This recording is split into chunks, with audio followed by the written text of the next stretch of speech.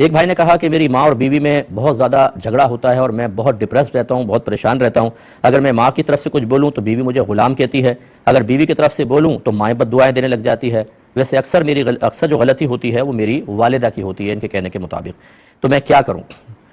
دیکھیں، مسئلہ یہ ہے کہ عورتوں کے جھگڑے کبھی ختم نہیں ہو سکتے ہیں، اور عورتیں یہ فلم ڈرامے خاص طور پہ دیکھ دیکھ کر یہ بہت زیادہ تربیت یافتہ ہو چکی ہیں۔ ایک اپنی چالاکی کر رہی ہوتی ہے، دوسری اپنی کر رہی ہوتی ہے، پھر آنسو جو ہیں، یہ بہنیں ہماری برا نہ مانیں، بہرحال آنسو جو ہیں وہ بلیک میل کرنے کے لیے، ایک مرد کو ایموشنل بلیک میلنگ کے لیے بہت ہی آسان سا ہتھیار ہے۔ ماں روئے تو آدمی تڑپ جائے، بیوی روئے تو تڑپ جائے۔ جب اس قسم کی صورتحال ہو کہ آپ حقیقت حال پر مطلع ہونا مشکل محسوس کریں تو آپ گھر میں اعلان کر دیں کہ بھائی چاہے لڑو چاہے کچھ بھی کرو، گھر آپ کا ہے، میں باہر سے کما کر لاؤں گا، مجھے اپنی باتیں نہ بتاؤ، روز روز کے جھگڑوں سے میں پریشان ہو چکا ہوں، آپ خود آپس میں فیصلہ کرو۔ لڑ جھگڑ کے ٹھیک ہو جائیں گے، آپ بے فکر رہیں، لیکن اگر آپ منصف بننے کی حیثیت سے درمیان میں کودیں گے تو کبھی والدہ کی فیور کریں گے، اور ہو سکتا ہے غلطی آپ کی والدہ کی ہو تو یہ بیوی کے ساتھ ناانصافی، اور کبھی بیوی کا ساتھ دیں گے حالانکہ وہ غلطی پر ہے تو یہ ماں کی شدید بے ادبی، اور دونوں صورتوں میں آپ کے لیے تباہی ہے۔ اور میں بار بار یہ بات آخر میں پھر عرض کر دیتا ہوں اور بار بار کہتا رہتا ہوں کہ خدا را اپنے گھر کو شریعت کے لیے کھول دیجئے،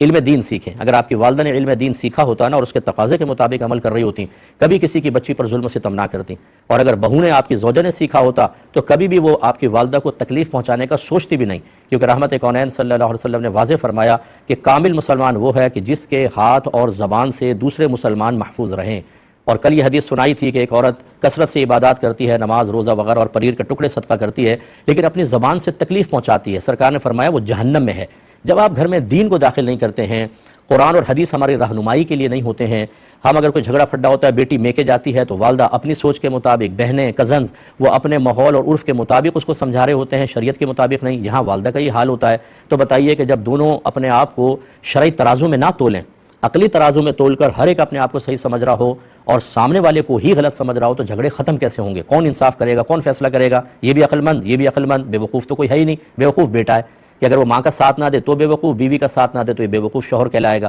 اس لیے اب آپ کوشش کریں کہ اپنے آپ خود بھی اور زوجہ کو کورس کروائیں، فرض علوم کورس، اگر آپ کو کہیں اور اپنے قریب سے مل جائیں بہت اچھی بات ہے، ورنہ یہاں سے کنٹرول روم سے میرا نمبر لے لیں، انشاءاللہ میں آپ کو گائیڈ کر دوں گا۔ لیکن جب تک گھر میں دین داخل نہیں ہوگا، یہ جھگڑے ختم نہیں ہوں گے، آپ سب میدان محشر میں مجرمین کی حیثیت سے آئیں گے اور ہر ایک دوسرے کے اوپر دعویٰ دائر کر رہا ہوگا، اور اللہ تعالیٰ پھر ظالم مظلوم کا فیصلہ کر کے آپ کی نیکیاں نکال کر کسی کے نام اعمال میں، کسی کی برائیاں کسی کے نام اعمال میں جاری ہوں گی، اور ہو سکتا ہے کہ یہ گھریلو جھگڑے پھڈے آپ کے لیے جہنم میں دخول کا سبب بن جائیں۔ اس لیے میں اپنی بہنوں سے خاص طور پہ گزارش کرتا ہوں، خدا را اپنے گھر کے ماحول کو اچھا کرنا یہ آپ کے قدرت و اختیار میں ہے، اور یہ کسی ایک ساس سے خطاب نہیں ہے، یہ صرف بہوؤں سے نہیں ہے، یہ شوہر کی بہنوں سے نہیں ہے، یہ پھوپھیاں اور نندے جو ہیں یہ بھی اپنا کردار ادا کر رہی ہوتی ہیں، یہ ہر ایک سے خطاب ہے کہ اپنے آپ کو